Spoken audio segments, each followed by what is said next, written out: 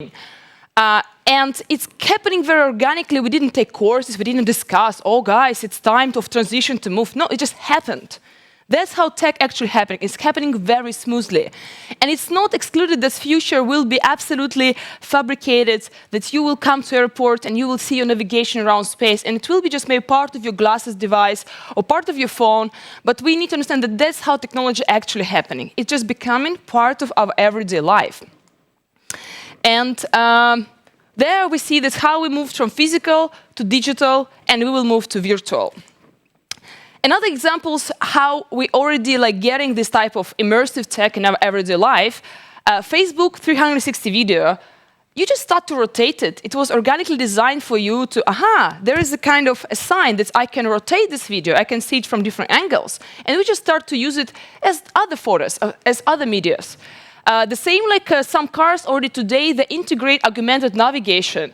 When I first tried a car with augmented navigation, it was not kind of new. It was organically designed to make me navigate better. And that's actually a very good example of augmented reality, where we add the layer of digital technology into the landscape of physical world, and it just helps you to navigate within your car. And I think most of the cars today design in this way that they have this kind of augmented navigation.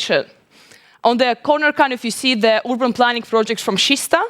It's an area around Stockholm, where Ericsson already using augmented reality to plan some new buildings. So it's also becoming a part of everyday practice for architects and urban planners to use this kind of augmented reality using iPad or mobile phone or other kind of device which can help you to see the future of the buildings or some public spaces development. And again, it's something that's just organically happening within different practices of everyday life experience. But it's important to understand that digital and virtual, they're a bit different areas. And there's sometimes a big mess of what is digital and what is virtual. For example, this meeting is digital. That's where we try to use our physical reality event, and we try to digitize it and show you the digital version of it. But if, for example, I use some Snapchat masks right now, and you can see another version of me which is not real, that could be virtualization of the event. So it's very important to build the right terminology, and then don't mix too many things, because it's complex medium, and we need to really try to understand it step by step. A little bit about theory, which I think is important to have in mind before you start to work with any XR technologies, virtual reality or augmented reality or mixed reality. It is a perception, world perception. And for you to understand, we know very little as academics. Even if it's a lot of research happening, we still know very little. How do we perceive the world around? How your brain, your cognitive capacity actually processing the world? How your visual cortex define what is real, what is unreal? How your visual cortex interpret things which are in your memory and which are not? And that's where it's a huge field which is very understudied so far, and where we really need to do a great job. And for example, in the old time, when people were very religious, they had churches and they had this kind of idea of angels, and they imagined them. That's the kind of first idea of VR, virtual reality. Something that doesn't exist in the real world were in the mind of people. They perceived it as something what is important, what was in their heads. And that's where it's opened the whole spectrum of idea of what is imagination, what is creativity, how can we imagine something what might not exist. And that's, of course, example a reference from the very old, but it's a good example which can show you how our perception actually works, because it is purely virtual. There are no angels, physical angels in this world, at least according to scientific knowledge. But people perceive them in their minds, and they try to visualize them in different art ways.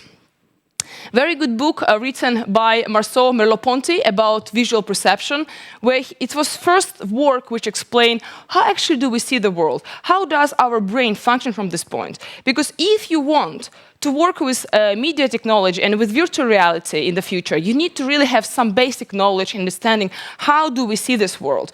How do I feel the space? Is it big for me? Is it small for me? And that's where it's really a lot of questions should be answered before you design any case. When we work with architectural studios like white architecture, we try to understand, can people really evaluate the size of the room precisely when they are in VR? And it was not easy task, because if I ask you, people who stay here, how far am I from you? How many meters? You might guess pretty precisely, plus minus. Even this could be full of biases and errors.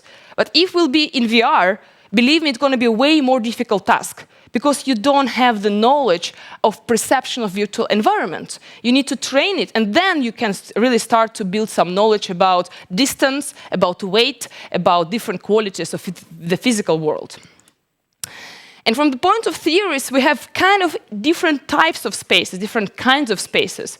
And the one extremum is mind-independent reality. It's nature in the forest. It's something you exist, you don't exist, this nature will be there, with or without us. Then we move to some additional layers. In the forest, I built a little house, then I add some components, I start to create something, I put some cultural elements to this building, I start to create some maybe story poetics about it, I made this building a theater building, and it starts to become a socially constructed reality, a socially constructed environment. This building is a socially constructed environment, because we put some idea, what is this building? This is a campus, there's place for this and that, and so on. So, and that's why it's important to understand, while you create any environment in physical or virtual world, you need to understand that virtual is always socially constructed. It's always some kind of idea. And that's actually very different from the point of how physical worlds function. That's why today we will go through the journey of physical, digital, virtual, and you will see how it's actually difficult to combine all these layers and all these meanings. Because, again, your brain functions in a specific way. And if you do too much mixing, you might confuse brain. And I'm also director of VR Sci-Fest. It's the actually biggest festival in Sweden dedicated to virtual reality in science and art. And in total, my team presented around 400 VR projects for the last 5 years to Swedish audience. And I can tell you very confidently, out of 400 cases, I can say 10% were comfortable for brain. 10%. This is a very small amount of cases. What means that we are in the very early stage of virtual reality. We need to do steps, but we need to do them carefully with some knowledge about it. And brain is a good starting point. How do we see the world? How do we perceive the realities? And what is real, actually? That's a philosophical question. And let's a little bit make this movement from physical to cyber-physical to virtual. Because it's nothing absolute. And you never have purely one or another. You always have a mix of everything. And that's why I want you today, while this lecture and after it, a little bit train your mind and your brain from the point of, what is this? Is it physical? Or is it cyber-physical? Or is it virtual? Ask this question every time you interact with different media. So when you open your Instagram, is it virtual, or digital, or physical, or what is it? And it's something what you really need to clearly understand if you really want to design this type of media. But let's start with absolutism, because in science we normally start with absolutes and then we move to space in between. This is a tree, the oldest tree in Sweden, right? This is an absolutely physical world, 100%. It is something what was designed by nature and is classified in the world of science and maybe art as well as absolutely physical world. And then from the other side we have a game, virtual game, which is absolutely virtual world. There is nothing in this game part of the physical world. There is nothing you can touch, there's nothing you can measure, test. It is a purely virtual environment. And that's kind of good to have in your mind that there is these extremes. This is this kind of horizons from physical world and virtual world. If you work with architecture, you are trained to be always in between these extremes. Why? Because you might have your BIM models, 3D models for years. You work with a virtual version of the future building, and only then you make these real buildings. So it means that in the world of architecture and urban planning, you mostly start with virtual objects. You start with this idea of the building. You start with this kind of, what might it be? And then you step by step move to the realization of this virtual idea into the physical world. And that's why you become this kind of creator of the physical world by itself.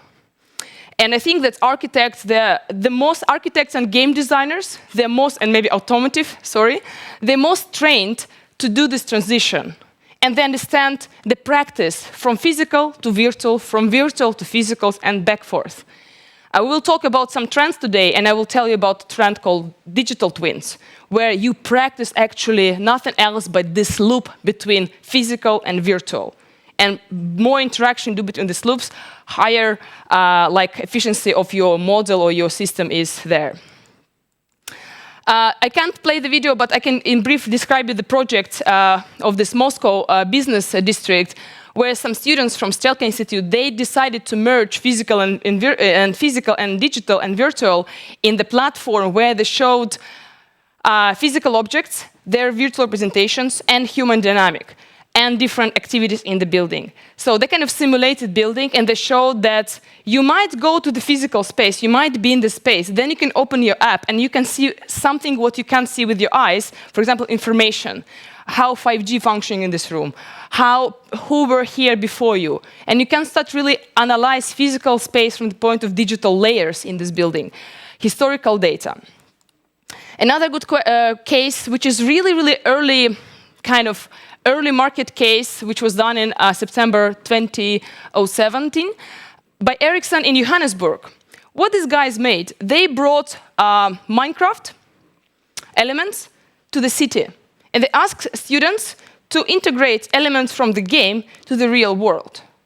And that was not easy task, because they found that virtual elements doesn't fit so well physical world, and they needed to adapt, they need to remove some parts, to put some conjunction between different elements.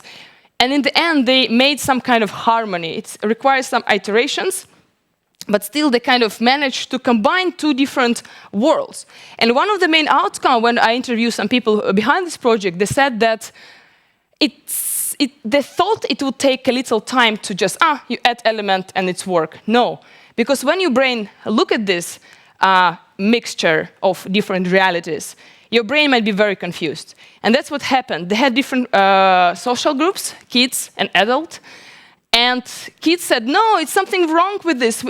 We don't understand where to look. We don't understand why it should be here. And they needed to really do a lot of iterations to integrate their game elements into the real world. And I think it's a really good project, even if it's very simple, but it shows that you can have idea that it might work, but your brain might resist to accept this mixed reality. And that's where we need to be aware that you might confuse people, not inspire. That's why it's about careful approach to play with these technologies.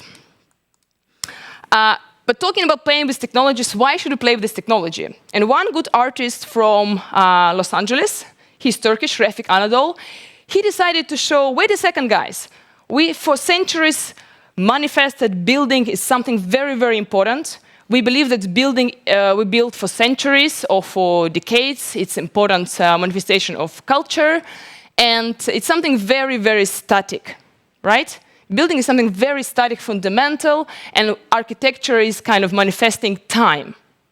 But he said, what if I completely break this idea and cover the interface of the building, which is Walt Disney Hall in Los Angeles, with the dynamical data? And he covered building with a mapping technology. He mapped all these complicated elements of the building, and he made it completely dynamical. It has become absolutely dynamical, livable piece, which you can't even call architecture. You can call it a screen, you can call it a cartoon, you can call it a media building, media architecture, but you can't really call it a building because your brain resists to see that this is a building because it's too dynamic. And that's where, I think it was a good case to shift the purpose from the building environment to digital environment. So he played with our brain to kind of shake reality of the physicality of the world, because you were absolutely confused, what is this in front of me? Then you start to like, then you start to get used to it, then you start to adopt, and then you even start to expect that this building might be this interface. And I have to say, his research group did an interview of citizens around this building, and when they finished the project, a lot of citizens said, yeah, now it's so boring. Can you imagine the building what was designed to manifest architecture? It's one of the most awarded architectural piece in US, has become boring. because media technology made it more attractive. It gave another story, another connotation of time, because this time is dynamic, this time is changeable, and maybe our buildings could become something else than just manifestation of time and static. Another example, which also I like a lot, is stage design and working with space where you really, again, provoke end users and provoke people. What is it stage or is it the huge phone? And if it's huge phone, it means that it's a very, very small human. And you kind of, when I said it today about distance, right? This technology can help you to break the idea of size, of scale. And you can easily be confused, but then you can start to think, okay, but are we so small in this technology? It's created a lot of questions. It's actually provoked to right thinking. The stage design was done by actually good friends of mine from a company called Sveta. And they exactly wanted to show, a little bit ironically, to the young generation who are the Drake's fans. I don't know, do you know Drake, this famous rapper? It's always like age check in the audience. Yes. Do you know Drake? And yeah, and it's mostly youngsters. And for them, they for sure would see that, okay, actually, my phone is bigger than me. It's all my life. That was the message. What means that this approach with media technology into physical spaces can bring some questions to debate about in a very indirect way. So that's kind of a very good example how you can play with scale, with sizes and perception of big and small and so on.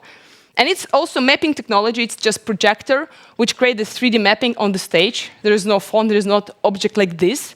It doesn't exist. It's an illusion. But it's a good example to show that you can really even play with human. Even previous slide I show how we can play with the architecture. Here you can a little bit play with the idea of how big we are, who we are, the human. Are we big, are we small? What is our size on this planet? And that's all kind of interesting, provocative, but very useful way to think. A bit simpler idea of how can use augmented layers in our everyday life. IKEA, they are working on augmented reality in the home for more than, like, I think 7 years. They're really they're early adopters. They have a very good labs working on digital layers. And that's one of the first prototype. Of course, now they have a lot. You can see on the internet a lot of IKEA's experiments about digital layers, digital assistants, digital furniture, augmented reality furniture. But this is my favorite one, because it shows how actually invisibly could be digital layer in your everyday life.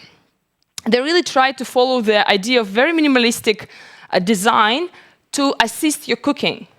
And this actually project is not just digital, it's cyber-physical, because under this table there are a lot of sensors which can indicate the weight of the product, which can analyze mostly the weight, and then you have cameras on the top which do computer vision, and they can analyze which type of products, approximate amount of to correlate with the weight, and it's becoming a very intelligent table. Even if it looks like just wooden piece, with the little elements on it, it really creates this idea of invisible assistance to your everyday life.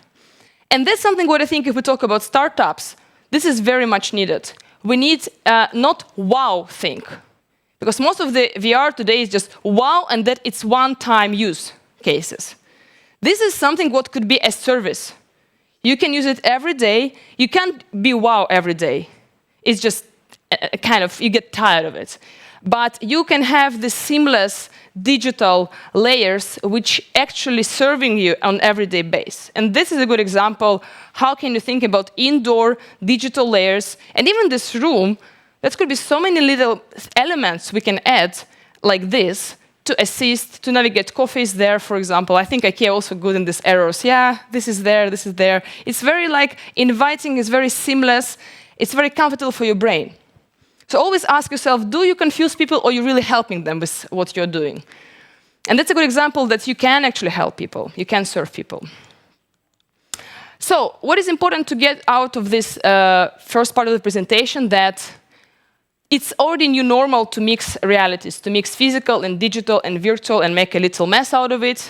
You might organize this mess. You might not be aware that you create a mess, but it's already happening. We already live in a world of cyber-physical, cyber-virtual, physical-virtual environments. But the thing is, we are not always good in orchestrating it in a harmonic way.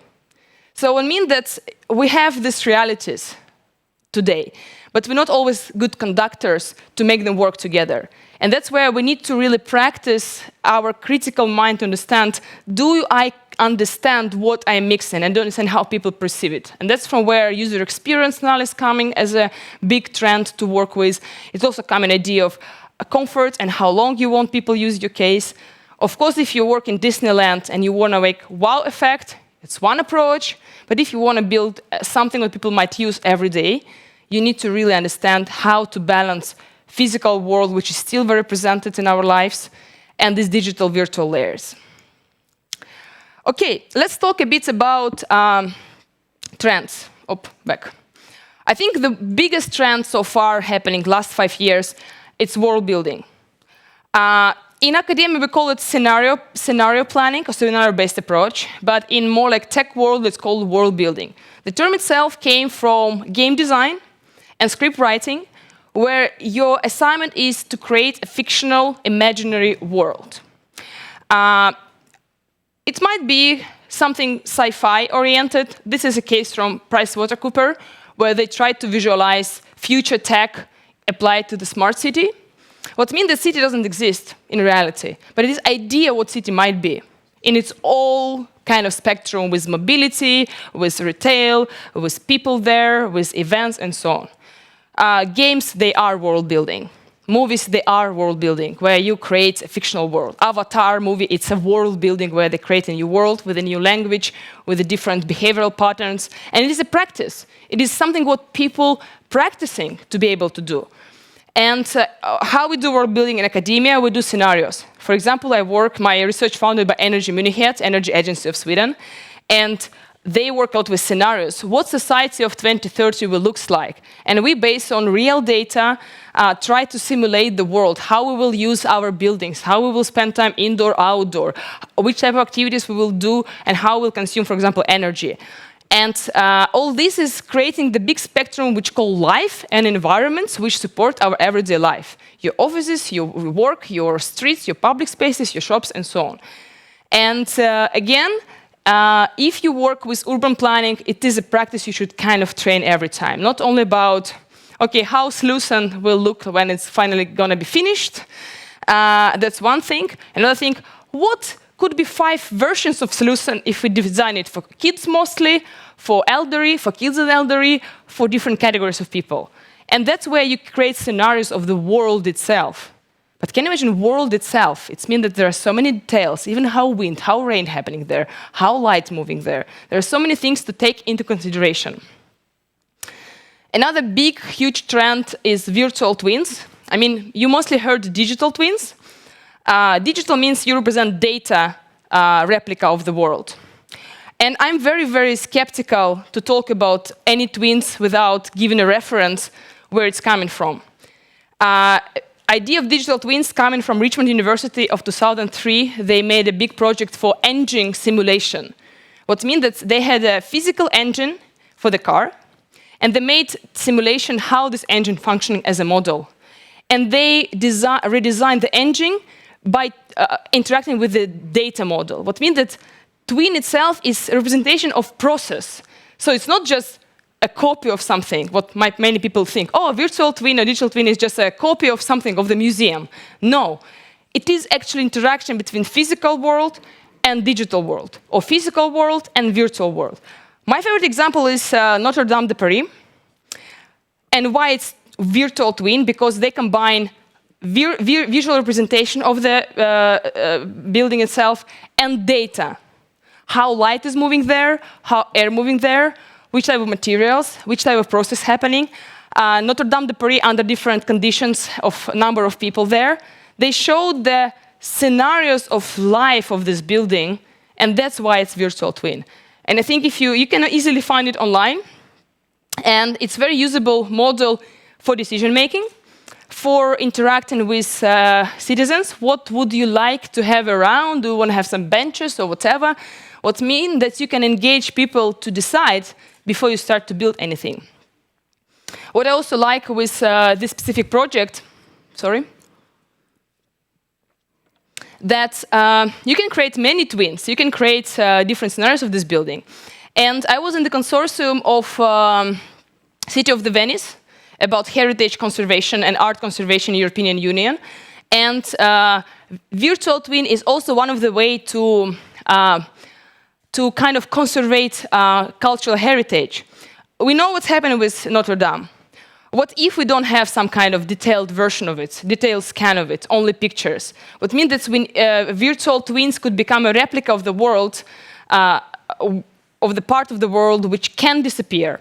Venice is, you know, going down, underwater, every year a little bit going down. And for them it's a critical question how to conserve the heritage in the high resolution. Today, only one lab in the world doing this work, Google Art Foundation. They're based in Paris, and they are scanning buildings, they're scanning art pieces to conserve them. That's why the idea of virtual twin can also be a good idea of the advanced archives, but still it should be some kind of idea. Even Notre Dame is now a bit burned, right? Still, its replica might coexist and understand how it's happening, how people visit, what people are wanting from this building, and so on. So, but this kind of trend is really big. It's very kind of growing, and I would encourage you to come to the roots of the idea of why twins exist, and not just do technology, but ask, why do I need to do this technology? And if you have a strong why, then move there, because it's a good trend. But don't do it just because it's a trend itself. Another big trend, which is not new, but it's now really actual, and it's actual for two reasons. Before COVID, it actually was also actual. That's why Spatial, the startup from MIT, they started to work on this project before COVID. But why? Because first, VR projects in the world were meets like, wow, amazing, that's future, Zuckerberg and Oculus, that's great, right? But then Stanford published a paper that people feel lonely after using VR. Oops. Big business under question, because investment came and problems came. And most of startups, companies, they started, okay, if it's a problem, it's opportunity. You know this, right? There are no problems, there are only opportunities. And most of the companies started to create collaborative environments. Then COVID happened, and it started to become critical to be able to collaborate in a safe way, in the way where you can guarantee that nothing could happen with you. And of course, we need tech, we need 5G, and we need to have good internet to have this type of environments and hybrid, physical, digital, and virtual. And this is one of, I think, most advanced startups, I think, on the market you can try. It's multi-platforms and so on. You can easily also Google and find it. But it's actually a big need to give people what they need. They need to collaborate. So VR itself should help you not only immerse and disconnect, but also if you need to be able to connect with other people in the comfortable, organic way. Because I think last VRC Fest, you know, when you still try some startups, I think we had Meet in VR guys from Denmark, and sometimes you still kind of, is it real? How do I feel here? It takes some time to adjust it. So, but it's important to try these cases, try to collaborate in virtual environment, try different platforms and see what type of task can you do and which type of task you can't do there. For example, when I remember we got a case in our research lab to work with Parkinson, I said no, because technology doesn't give you micromotoric analysis. Micromotoric is something what we can't do in VR now. Maybe in 3 years, yes, but still equipment is too heavy for them. And we need to understand what is a corridor of opportunities for this type of technology and what is not. I know that companies in the automotive industry, they have some assembly lines where people from different parts of the world working together. That's yes, but if it's against something what they can do, they might create errors and biases and make mistakes. What means that it should be properly iterated and designed for specific assignments. Another big trend, which of course now a bit pushed with NTF approaches, it's generated adversarial network. It's type of network which creates content by itself. And of course, there are a lot of debates, will it substitute artists or not? It is art itself to create a code which might create art. So it means that I always say no, it's just about lift some skills of artists. But I like this project. Most of the projects in GAN, they really shows that you can cooperate with algorithm to create something really new. And can you imagine that your interface at home, your art interface at home, can every day create some idea of what is world today, and you don't need to wait when artists finish this painting or sculpture.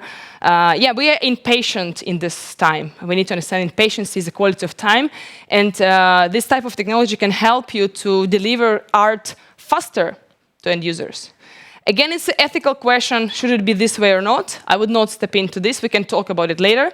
But it is a trend, it's becoming more and more popular. And again, this Turkish artist Refik Anadol, I think he made art project in Stockholm, where he analyzed 400,000 images of Stockholm.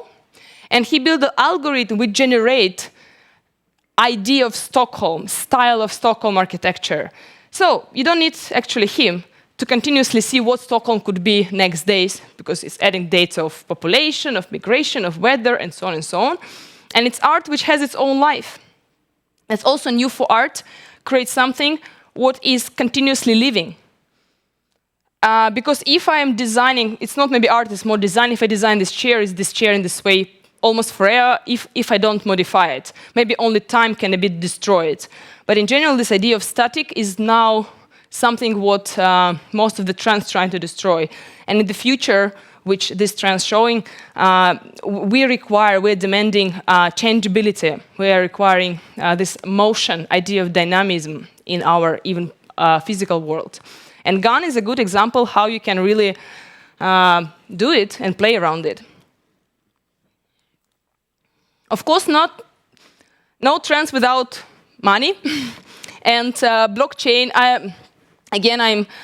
there are a lot of areas in blockchain which still should be properly researched, but idea of creating this idea of metaverse and place where you not only create objects and environments, but also exchange mechanisms, which can based on some kind of tokens and currency. This is not new.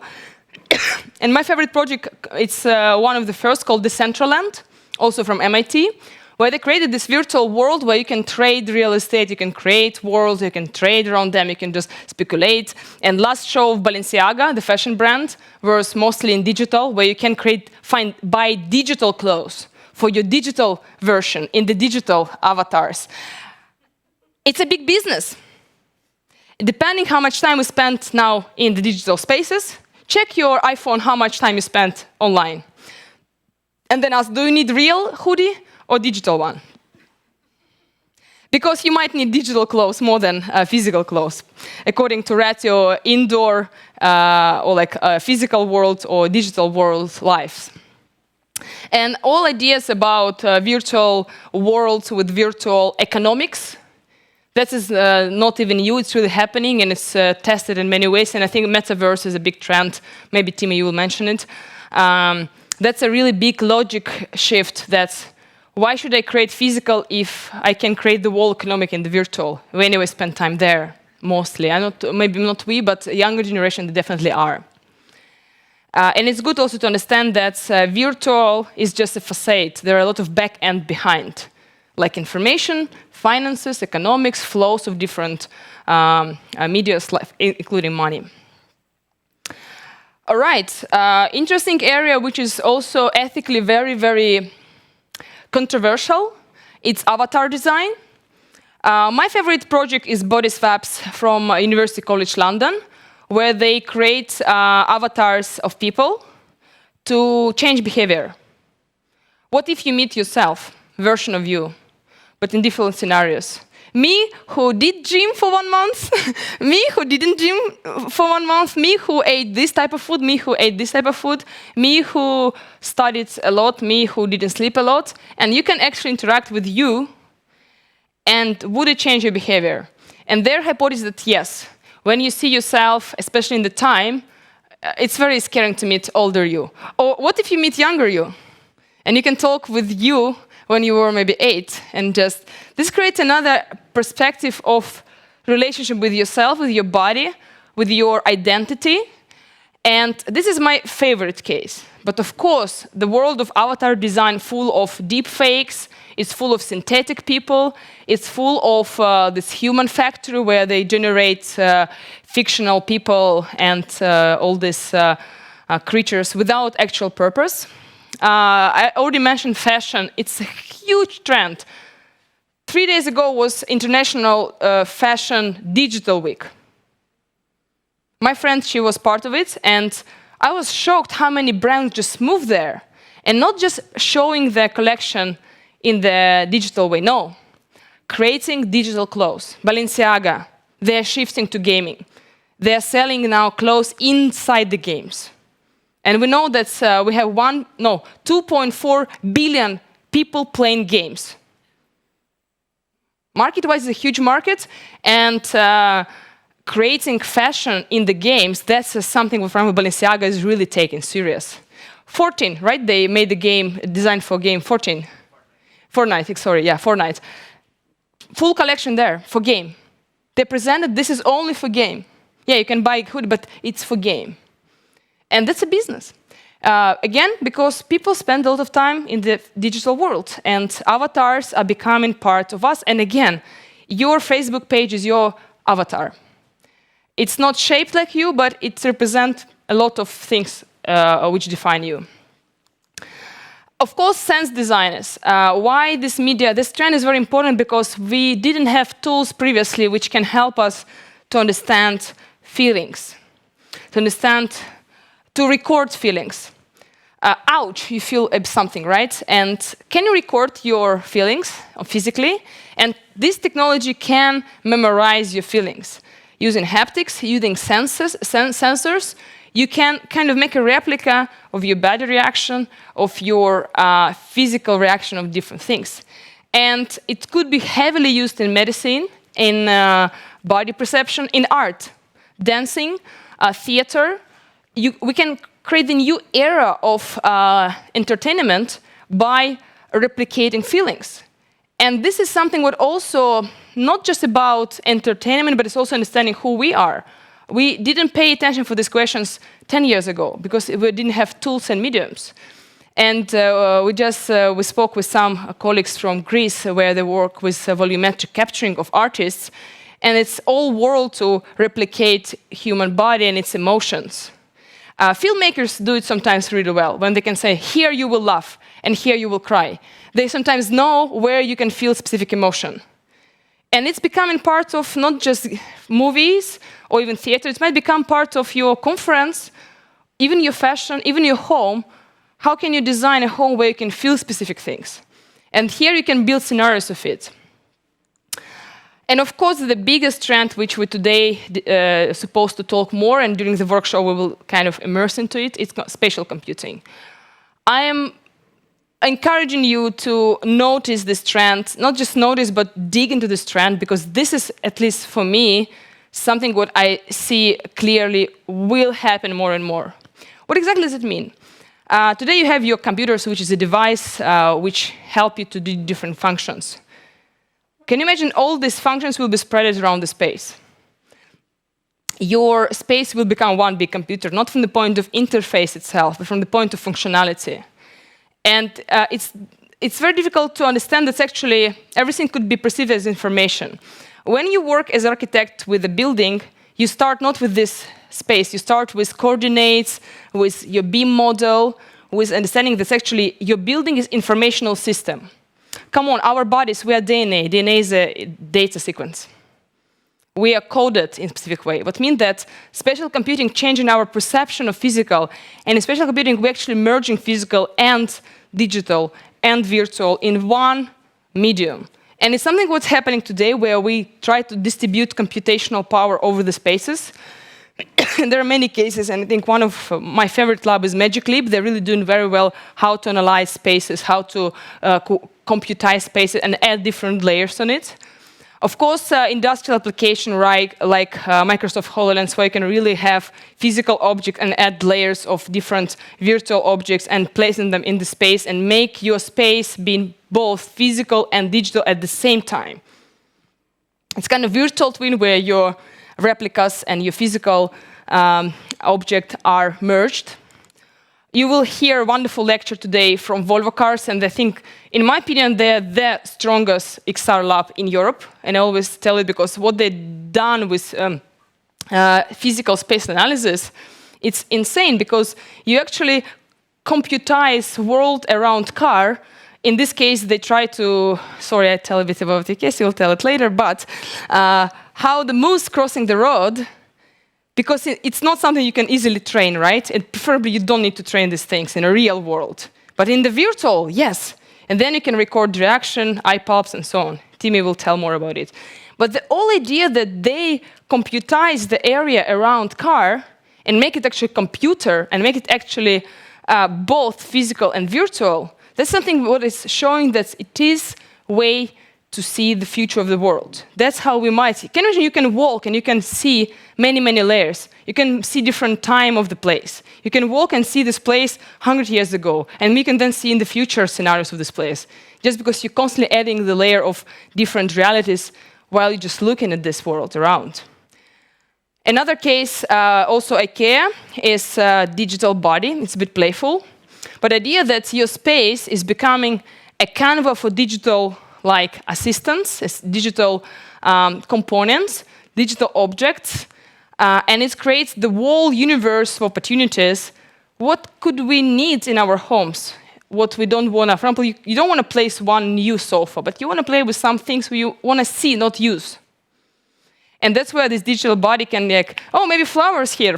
You have flowers. Oh, no, maybe elephant. Yeah, pink elephant or purple elephant. What do you want here? And it's in a playful way. It's really interact with people and create this map of ideas what people might want in their future homes. And I think this digital body case, it has very good spatial analysis. So this body can actually see what is behind the chair and say, yeah, your shoes, you're looking for them. They're here. Can you imagine? This virtual, non-existent little creature understands physical space because of information. A bit scary, right? I see your reaction. But it is reality how these virtual objects can start to understand our physical world. And maybe they can help us to see something in this physical world. Again, there are a lot of ethical questions, but it is the application which showing that it's bringing us somewhere. It's bringing us to some type of thinking which might be very interesting. And also why it's happening, I mean, Apple launched their the dates, I think it's 2023, when they plan to launch glasses. This year, Ray-Ban, a story, and Facebook launched the glasses where you can do pictures, listen music, and add some layers. I don't know, you can't add layers, there's no cameras, no projectors, but it's already a device which you can train and use your behavior to use. It's on the market. It's not something from the sci-fi, it's happening. And this thing, you can start to forget about your iPhone, whatever phone you have, because this is going to be new iPhone. And normally when Apple launches something, it's really becoming something big. I think history showed it. And once this device comes to the market, then its spatial computing could become absolute everyday reality. And better to be prepared now, better to build some applications, some ideas, maybe some ethical frameworks, also applications which can serve humanity, not just make them be completely disconnected or like lost. But this is something what is really happening. And you see this guy definitely have a plan for it. And also talking about this guy having a plan, it is where we start is coming with the brain, visual cortex. Do you know that your visual cortex, which is here, it's very closely placed to your emotional cortex which is responsible for your emotions. That's why so many wow things. That's why people feel empathy way more when they see, not they hear or read. And that's what's heavily going to be utilized by tech companies to make you see things which can make you feel. Empathy is a new commodity. And brain is a territory to better understand, better have some idea how does it work. Even if you do startup, I don't know, in something very, very specific. It's a good extension of your knowledge. And talking a little bit very fast about how we are moving. Yeah, we're moving from just hardware to hardware plus software, then hardware plus software plus set of data. Of course, once you have data, you can easily build machine learning application and AI systems. And then it's come to complex ideas, imaginations, creativity, and cognitive XR. That's kind of where most of companies want to go. They want to go to the brain, not to the heart, to the brain.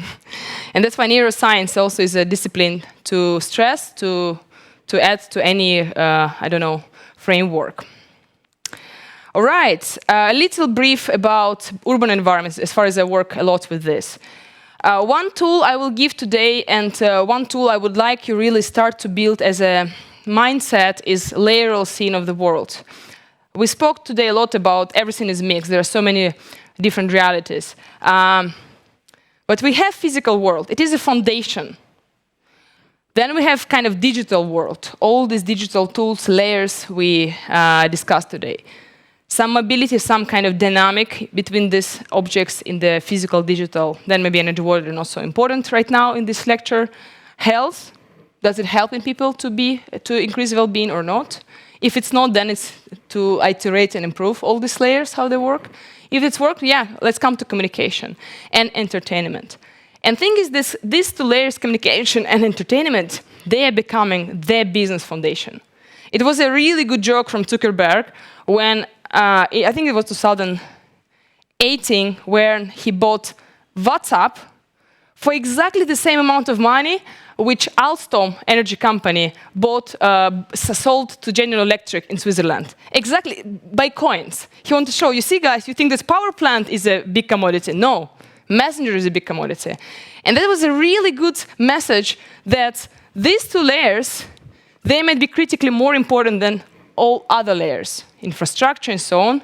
You might discuss for 10 years how to build a road from A to B, but someone designed game, and these people would never leave their homes and they will stay and play this game because it's so exciting. You need to align all layers to understand how society is functioning, what are their desires and needs. Another thing important to understand, how do we interact with all these layers? There is a nice track, human-computer interaction. Now it's a new track, human-space interaction, which combines space, social, and physical. And then you have computational layer, build environment layer, and people layer. It's a bit kind of from academia, but I think it's really good because it's really giving you a lot of understanding on how to interact with all these layers. And talking about some applications, XR in architecture, of course, everyone knows about just 3D visualization. I don't like these cases. They are very inefficient because you inject a lot of money, you do very good high rendering, and you use it a little bit. When I work with few hotels, chains in Europe, I said, why not to use your model in game design? You have high rendering 3D model. It's a commodity which is very expensive. Reuse it. You know, we have this reuse, recycle. Yeah, reuse your 3D models. Make your future hotel be a game before it's launched. Make your future apartment be also maybe a playground for architecture course students. You always need to think that digital world has the same logic. You need to utilize it more if you really want to use it efficiently. Of course, with time, we get this virtual spaces might give us a lot of data, and that's more like people from BIM, building information modeling mindset, where they found, okay, my apartment actually is a lot of knowledge, information. I can move walls, I can see the distances, it's a lot of data. IKEA did, again, great job, where they started to give you a tool to plan your spaces. And not only to plan your spaces, to plan your spaces. They started to see, are you short, are you tall, what is the angle you're seeing, where are you staying? They started to focus who you are. Maybe you're a little kid and you don't need these shelves there for never reachable for you. Then they create a lot of features on the lower floor for you. If you're very tall, they will of course enhance functionality of higher layers. Because IKEA really have this human-centric mindset. And then you can actually try, what if I am small? How can I see the world if I'm really like maybe just 67 centimeters tall? And it creates a whole idea of you in the space. And of course, where we are moving to, as I said, to cognitive AI, cognitive XR, where our space should become something intelligent. Now it's a representation of just assistant. But what if your space is intelligent as you? What if this chair has a memory, has a character, has a mood? Maybe it would not let me sit on it right now. It sounds really weird, but that's where we might go to bring this intelligence everywhere. And I think let's breathe now. It was pretty intensive. Actually, I was happy that I sent the short version of the presentation. I had 20 more slides, but looks like it was the best length of presentation. Thank you for your attention, and let's have some questions.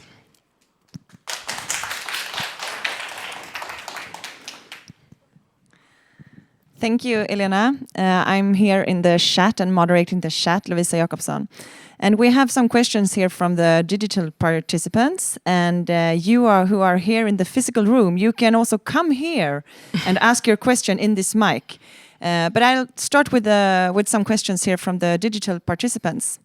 So, Elena, how do you experience the problem with how we use words to categorize things around us? For example, a building is.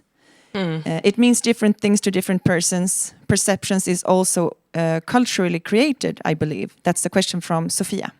Thank you, Sophia. Very, very good question. I think one of the main crises of today's crisis of vocabulary, because we really mean different things sometimes, and most of the meanings there becoming very personalized and very contextual. That's why a lot of misunderstanding happen exactly for this reason.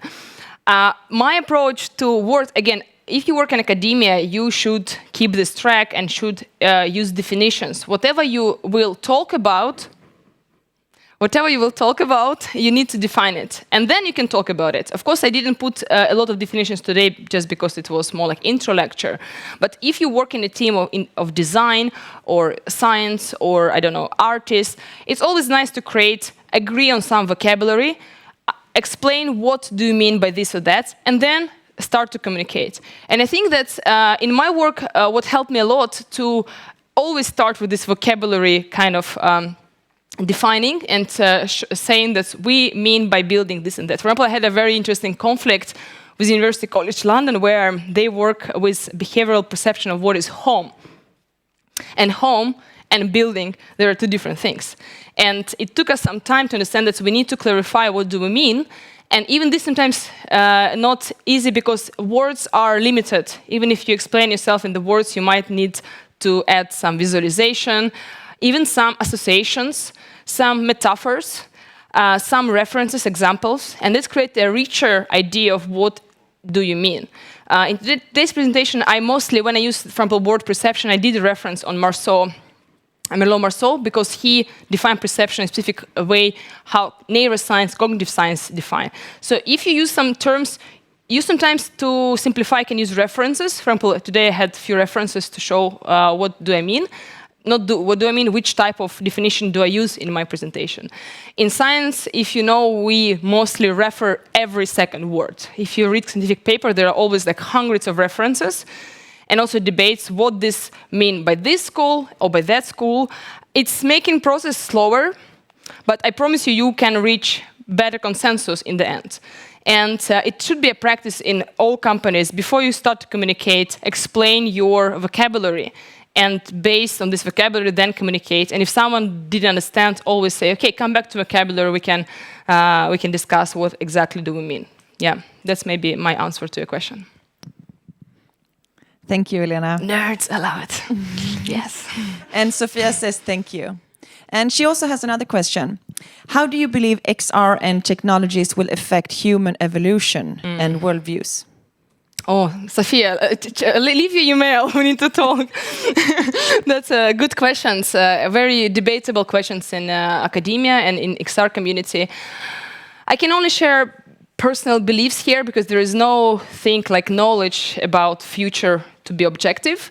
But to be subjective here, I can say that it's very much depend on us. How can we use it? I see both very high potential in developing different senses, in building different abilities. But if your intention to use technology to develop and evolve, that might happen well. I can give you an example. When we brought Faraday lab to VRCFest and we visualized invisible process of magnetic fields, it's actually trained our vision to see what is actually normally invisible. So what can create what's called artificial senses. And some research they show that by seeing unseen process, we can train our brain to see deeper and have the depth vision and development in our human body. But again, because my intention to train it. But if I do something what I don't know, don't understand, I just do it, it might really cause some problems. And that's why I always encourage companies, yes, you need to innovate, but be very careful and try to always do reality check. How does it influence end users? A good example about, if you talk about vision, Apple research in Salk Institute in San Diego, they started to create a camera which based on not animal human vision structure, but on the insect vision structure. What means that there are several focal points, and that's really changed the quality of image and the size of the camera. When I saw the images, it's really something else. It's very, very deep, it's very rich, but then I ask a question, if I see the images as insect, would it change? Would I become insect in the end? Would it change my brain? And researchers didn't have answer on this question. They said we need to continuously do study about it. Maybe that's why I still in academia, because I believe that there are so many questions and uncovered territories. And talking about evolution, I think there's things we can control, but there are many things we can't control. Uncontrollable process I can't debate because it's really something very abstract. But controllable part where we can decide that we, for example, want to serve better education. And we know by research that virtual reality can increase participatory aspect, it can increase empathy, and can really make people remember better and faster. If you understand this territory and you apply it, then I think we can use technology a bit in curated way, and that's where we can a bit impact evolution in the, let's call it, better future. But of course, if we just randomly do things and, for example, use technology as a market-driven force without thinking how it impacts human being, I think we might do some mistakes and we can cause some stresses, problems. And today with all this social media, we see that technology came before understanding of its impact fully. Maybe we would never be able to control and take in consideration everything, but at least we can do a little effort, try to answer some questions before we do things. At least why? That's the question I love the most. Why are we doing these specific things? Thank you. And then we have a last question. It's a yes or no question.